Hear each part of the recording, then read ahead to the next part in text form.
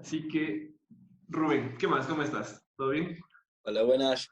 Sí, todo bien. Te iba contando antes, contento de poder tener un poquito más de libertad en España, echando de menos los viajes, pero bueno, todo bien. ¿Hace cuánto que no te quedabas un rato largo en tu casa? Ahora mismo llevo como 2 meses y no sé, el año pasado me quedé 2 meses también durante una época, pero es diferente porque son 2 meses mientras que estoy comprando vuelos, estoy comprando autobuses, Estos 2 meses lógicamente han sido inéditos, bueno, en mi vida y en la vida de todo el mundo. ¿Qué se siente estar encerrado después de 2 años casi recorriéndote los 5 continentes? Mm, lo que más me fastidia es no el tiempo que he pasado encerrado, sino la sensación de que va para largo. Porque realmente al estar encerrado y tener que estar parado, me da tiempo para hacer ese tipo de cosas que nunca tengo tiempo. Incluso, o sea, cosas muy básicas y muy normales, ¿no? Como ver películas, leer un libro o entrenar. Pero es que nunca tengo tiempo para esas cosas. Entonces, dentro de lo que cabe, me consigo ser productivo y estoy contento por ello, pero el mayor problema es saber que, vamos, deducir o intuir que esto va a ir para largo. Hay muchos creadores de contenido que dicen que no se ven afectados, ¿no? Porque al fin y al cabo crear contenido lo haces desde tu casa y se acabó, pero tú siendo en el último tiempo esta persona que viajaba, que exponía las realidades de tribus que nunca, al menos en esta parte del mundo, se dieron a conocer. ¿Cómo ha sido el adaptarse a crear contenido en esta situación? Bueno, por suerte, para empezar, siempre que voy a un país, bueno, ya lo sabes tú, que he estado contigo en Ecuador, estoy grabando todo el día, sacando muchísimos vídeos y eso me da la ventaja de que cuando vuelvo, pues tengo vídeos en la recámara. Estuve en enero en Etiopía, me volví con 6 vídeos, no había subido todavía todos cuando estaba ya grabando en Bangladesh y en India y justo me tuve que volver de India dejando de grabar algunos vídeos que tenía pensados, pero bueno, me tuve que volver antes para que no me quedara encerrado en la India. Y entonces tenía casi durante el primer mes de cuarentena, tenía vídeos todavía de Etiopía, de India y de Bangladesh. A partir de ahí ya empezaré a innovar, me inventé un Remember de mi año 2018, en las próximas semanas subiré uno de 2019 y ahora que tengo otra vez un poco de libertad para ir a la montaña y tal, estoy también volviendo a hacer cosas que hacía antes relacionadas con el tema de la supervivencia, digamos. Incluso voy a hacer un vídeo de ciertas otras temáticas que grabaré por España, como algunas personas por aquí donde yo vivo que viven en las montañas, o sobre cómo me saco la licencia de buceo, o entonces contenido va a haber seguro, pero bueno, habrá que reinventarse y modificarlo un poquito, sí. ¿Se vuelven los experimentos caseros con Lethal o nada que ver? Cualquier día de estos subo cómo hacer un tirachinas con 2 pinzas y una goma. Eso estaba pensando y decía, no estaría mal, ¿no? Después de todo, esos videos todavía están en tu canal. Tendría su gracia, sería interesante porque sería la temática de antes, pero con el nivel de calidad de ahora, con la cámara de ahora, con los conocimientos de vídeo y tal de ahora. Sería curioso para ver ahí una comparativa. Estaría buenísimo. Quería topar varios temas relacionados a esta cuarentena contigo, porque bueno, tú, dentro de todo lo que vas viajando, pues vas conociendo diferentes realidades. El primero era cómo ha sido la situación en España de manera general en temas de llevar la pandemia a medidas sociales, políticas. ¿Cómo lo ves? Bueno, mmm, es difícil de medir porque digamos que no se puede comparar del todo unos países con otros. Por supuesto, España ha tenido muchos más contagiados y muertos y el problema ha dado mucho más de lleno en la sociedad y población que, por ejemplo, en otros países del norte de Europa, como, no sé, tal vez podría decir Holanda, Alemania, Finlandia. Para empezar, esos países tienen una gestión política muchísimo mejor que en España es una mierda. Pero aparte, a lo que quiero oír es que la población de allí no están de vivir en las calles como nosotros o como vosotros en Latinoamérica. No están de estar juntos, de cenar juntos, de darse un abrazo, un beso. Son gente mucho más fría y eso claramente hace que el contagio sea mucho más lento. En España la gente pasa todo el día en las calles, bebiendo en los bares. Entonces, el contagio claramente va a ser mucho más difícil de controlar en un país como España que en un país como Alemania. Entonces, compararlo es injusto porque nosotros, la población, somos justo la pieza que convierte esto en una realidad. Después también el gobierno ha mentido en muchas cosas, pero tampoco sabes si ha mentido tal vez para controlar que no se genere un pánico en la sociedad. Entonces, hasta que no pase esto, tampoco se verán los motivos y las causas de por qué han ocultado información o por qué. Y después la oposición en la política española es una auténtica basura porque ha estado intentando sacar tajada día tras día. Daba la sensación que para la oposición, cuanto más muertos, mejor para ellos, porque peor salía el gobierno y más se frotaban las manos ellos. Así que un poco confusión todo por aquí, un poco mierda todo por aquí, pero bueno, nada que no esperara, la verdad. Sí, a nivel político creo que ha sido nefasto tanto allá como acá. No sé cómo llegan las noticias de, por ejemplo, mi país, Ecuador, hacia allá, pero la cuestión es dura. O sea, circulaban videos de que muertos en calles, luego muchos canales de televisión que ahora mismo no se saben si son o no son oficialistas, si dicen o no dicen la verdad, pero salen a las calles a entrevistar y tratar de desmentir. La cuestión es dura porque el gobierno después de 2, 3 semanas y un poco más salió al aire a decir que en realidad estaban ocultando algunos datos y que ahora sí, a pesar de que sean dolorosos, decir la verdad. Después hubo sobreprecios en un montón de medicamentos, que es increíble que en plena pandemia en países como el nuestro roben cínicamente. Entonces son cosas que desde la perspectiva general es complicado, ¿no? Pero te preguntaba esto porque puedes explicarnos de mejor forma. Tú has vivido en muchas realidades sociales a nivel mundo, ¿no? Entonces, quizá se puede contrastar algo por ahí. De ahí en más, ¿cómo ves los próximos meses tú, todo esto? Sí, respecto a esto último que has dicho antes de la pregunta, eh, yo España, a ver, en España nos encanta hablar de un tema cuando no tenemos ni puta idea. Nos encanta leer, no un artículo, leernos solo el titular del artículo sin leernos qué pone dentro y fardar entre nuestro grupo de amigos o familiares de que me he enterado de que va a pasar esto y lo otro, cuando ni siquiera te has leído qué hay detrás de la noticia. Y después una extrema derecha en España emergente que emerge, o sea, que crece a base de mentiras y bulos. ¿Qué pasa? Que tú un bulo lo sueltas, luego se confirma que era una mentira, pero para empezar, la duda ya la creas. Y después dices una salvajada tremenda y al día siguiente eres la portada de todo tipo de prensa digital y física. Entonces, una situación como esta es carne de cañón para la extrema derecha y para sacar provecho de todo esto. Entonces, que en España se han hecho muchas cosas mal, sí, por supuesto, pero yo creo que se han hecho otras muchas bastante bien. Así que yo, o sea, por supuesto se podría haber mejorado muchas cosas, pero no estoy del todo insatisfecho, así como algunas personas intentan ya decapitar al gobierno. Sí, metafóricamente hablando, yo creo que es ser bastante ventajista, dada la situación, el hacer eso, porque creo que en España no se ha hecho tan mal como se dice. Al igual que está todavía completamente descontrolado. O sea, no quiero hacer ver con esto que está ya todo bien, porque para nada. No se sabe ni siquiera del todo confirmado cómo se contagia. Es que ni cuántos contagiados hay, ni entonces, si ni siquiera sabes el volumen de contagiados que hay, es imposible que controles una infección como esta. Pero claro, es muy difícil saberlo cuando probablemente se midan en millones, ¿no? Pero bueno, los próximos meses yo los veo.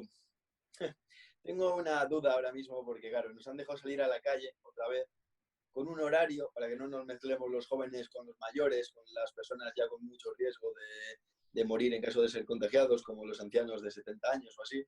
Ellos salen por la tarde hasta las 8, a las 6, 7, y ya la gente puede salir de 8 a 11 de la noche. Y por la mañana pueden salir también de 6 de la mañana a 10. Y después ya es la hora como de las compras y tal. Puedes salir también a hacer ejercicio durante cualquier hora del día, como correr, cosas de esas.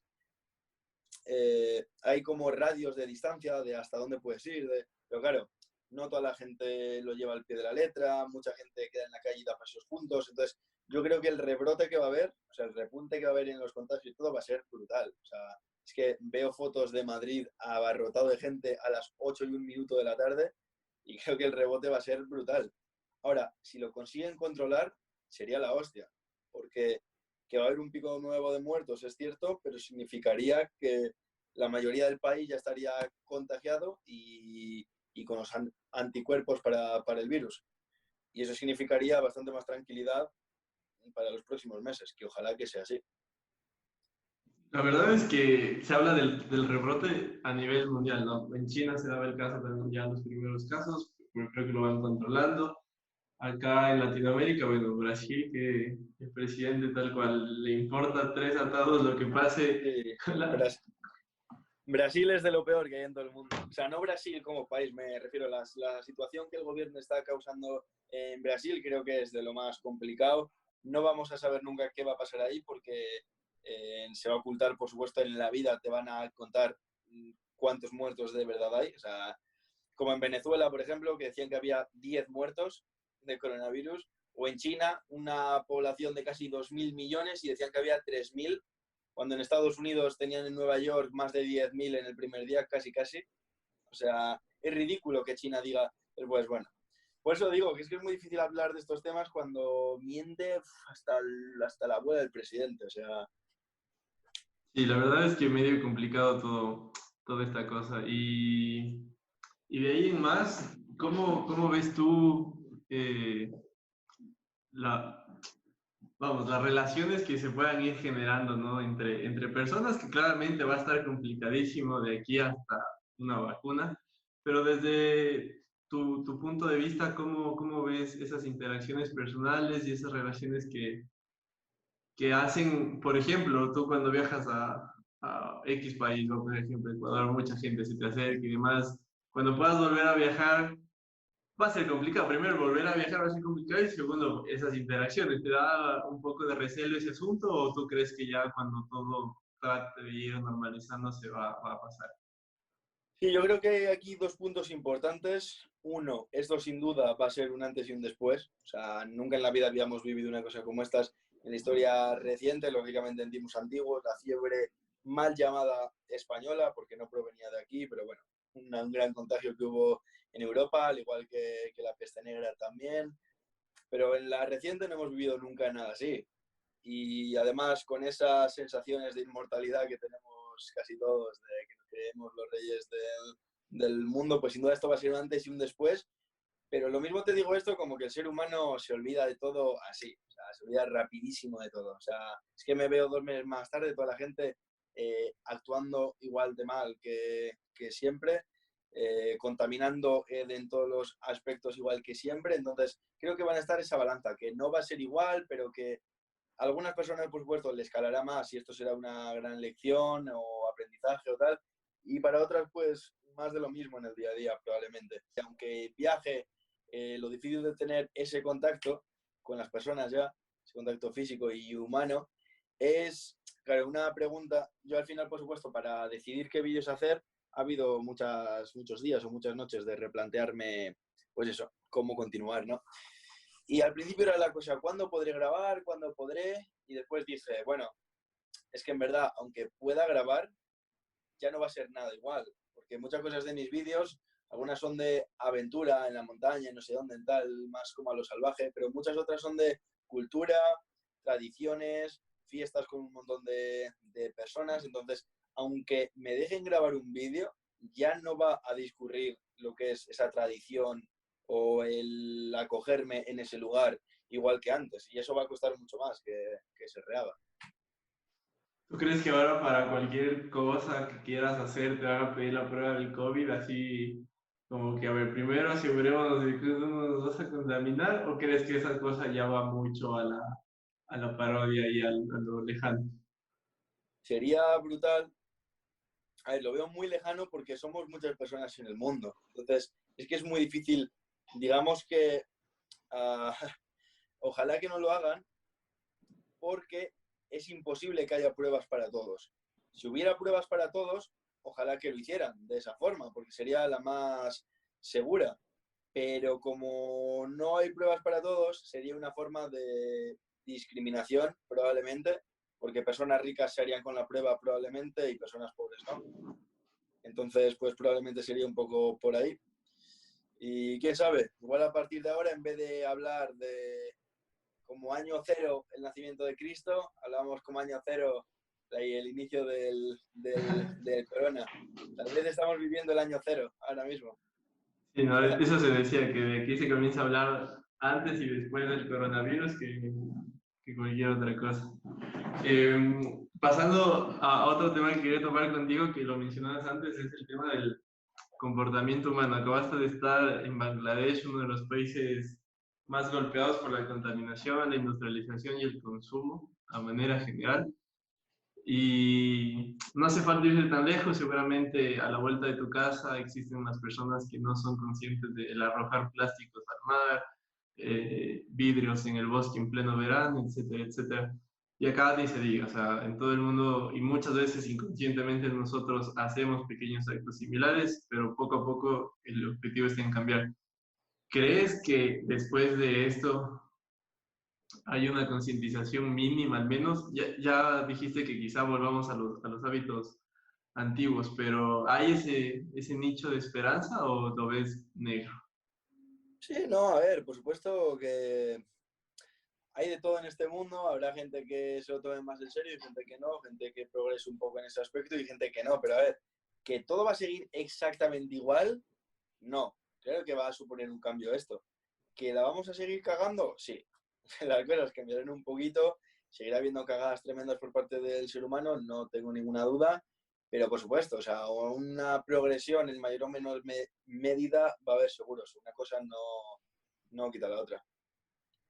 Vamos ahora a hablar con los últimos videos que fueron, al menos los de Bangladesh. Tú y Pau creo que lograron captar muchísima atención del mundo de YouTube.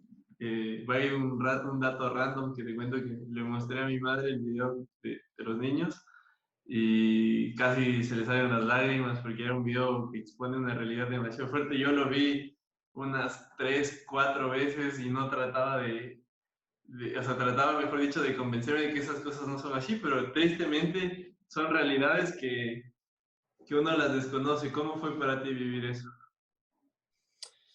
Es sin duda duro, no es la experiencia más... O sea, es una experiencia dura sobre todo, claro, pues digamos que vosotros al ver el vídeo, toda la gente que vea el vídeo, veía el vídeo tal y como nosotros lo vemos o lo sentimos después de haberlo vivido. Es decir, cuando estás en ese lugar, a ver, es duro, pero claro, tú todavía notas para pensar qué narices es lo que estás viviendo.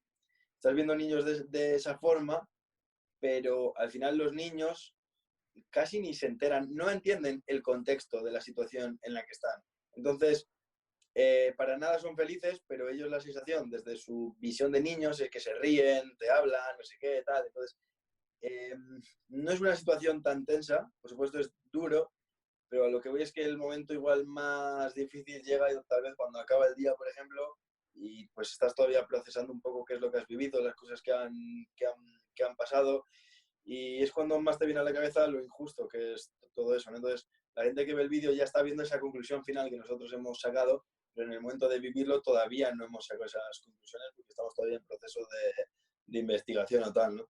Pero sí, sin duda fue difícil. Todo en Bangladesh, porque es un país muy afectado por todo tipo de problemáticas, pero claro, toda esa de los niños, por ejemplo, era intensa.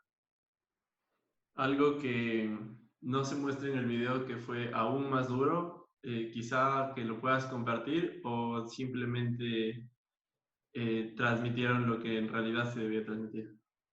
No, creo que en todos los vídeos, tanto Pau como yo, lo que tenemos lo sacamos para adelante así como lo hemos encontrado y con poca vaselina, como se diría por aquí, ¿no? O sea, lo maquillamos todo muy poquito y lo sacamos tal y como lo vivimos. Hay ciertas cosas que por las normas de la comunidad pues no se puede.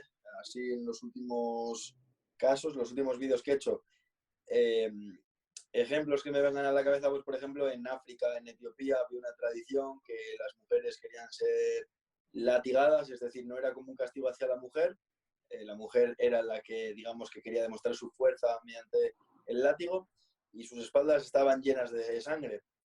Eso para ellas y para ellos es todo parte de una ceremonia alegre, no es triste, es una ceremonia en la que todos están bailando, bebiendo y cantando, ¿no? Entonces, no es una situación, es un momento agresivo, pero es cultura y tradición para ellos. Y así como yo lo grabo, realmente después llega el momento de montarlo y subir el vídeo y esas partes las tengo que quitar porque las subo, YouTube me dice que no hay y me dice que es por el momento de la sangre y entonces yo lo tengo que quitarlo. Entonces, hay momentos que se ve un desnudo, un niño sin ropa, sangre en la espalda, ese tipo de cosas que no, o sea, por normas de la comunidad de YouTube, pues no lo puedo subir. Solo es lo único que quitamos, digamos. Pero no maquillamos la historia para nada. Tal y como la vivimos, va para arriba. Eh, Buenazo. Algo también que quería topar era el tema de las comunidades. Sabe que como se vive tanto, bueno, vives tanto, mejor dicho, eh, hay muchos temas también que se pueden topar. Pero bueno, centrándonos en el tema de estas comunidades, ¿cuál es tu comentario, tu experiencia, tu vivencia? Que no muestres claramente porque quizá al momento de grabar das a conocer datos generales que muy pocos podemos vivirlos, pero dentro de ti, ¿cómo es el experimentar con tribus tan peligrosas como las de Etiopía, con culturas tan diferentes y tan nómadas, por decirlo de alguna manera, que se encuentran en esa parte del mundo? Bueno, lo primero de decir que ya sabes tú que eso es algo que me encanta realmente, el, digamos, conocer, convivir y aprender y ya de paso filmar, de que me dedico a ello. Todo tipo de grupo étnico por el mundo, sobre todo si se alejan un poco de lo que es la vida de Occidente, ¿no? Es decir, no tiene por qué ser una tribu que vayan con taparrabo y lanza por la selva o que en África se dediquen a matarse entre ellos. O sea, no busco eso para nada. O sea, yo es buscar grupos étnicos como puede ser ciertas culturas de Asia, en Latinoamérica también, sea de selva, sierra o costa, digamos, grupos étnicos que yo veo de interés, que son casi todos, pues me causan interés y pues eso, voy a grabar con ellos porque realmente es mi pasión. Ahora bien, cuanto más se alejen de mi modo de vida, más interés me causan. Por lo cual, esas tribus tan primitivas, con un modo de vida tan primario aún y una visión de la vida tan separada a la mía, me llaman muchísimo por esta regla de tres que ya comento. Entonces, eso lo primero. Después, como decía antes, realmente, tal y como yo lo vivo, es como lo saco. O sea, poco dato puedo añadir, más que datos secundarios que igual no añadí por no hacer el vídeo demasiado largo, pero lo que es todo lo importante, tal y como yo lo vivo, es como lo cuento. Y lo que sí es un poco que a la gente le impresiona, o sea, es muy impresionante que vivan así todavía, el vivir con ellos, o sea, para mí es alucinante. Pero la gente, digamos, que lo pone todavía en un nivel más de impresionante, porque tiene, no un prejuicio, porque un prejuicio se asimila como algo malo. Tiene, digamos, una visión preestablecida de tribus como si fueran extremadamente peligrosas, como que estuvieran locos en el sentido de que en cualquier momento se les va la pinza y te pegan un tiro si tienen arma o te clavan una lanza. Y realmente no, no es así. Hay algunos que sí se dan casos, que ciertas personas entran en una tribu que no deben, de forma que no deben, o hacen lo que no deben y acaban lanceados o que les han pegado y robado o cositas de esas se dan. Pero es como ir por la ciudad con miedo porque te han contado que ha habido robos. No, no es, o sea, lo normal es que no pase nada, que algunas veces puede pasar, sí, pero no es lo normal para nada. Entonces, sobre todo son gente que ellos, quitando, quitando igual algunas zonas del mundo que estén en guerra, que ahí sí que la vida no vale nada y es sálvese quien pueda, la mayoría de zonas tribales, son gente que valora la vida casi incluso más que la gente de ciudad, ¿no? En el sentido de que un animal para comerlo tiene que matarlo, les tiene que cuidar a todas las vacas cuidarlas para no solo la carne, sino la leche, para... Entonces, valoran mucho más las cosas de cada día y realmente, no sé, yo no lo vivo como nada peligroso.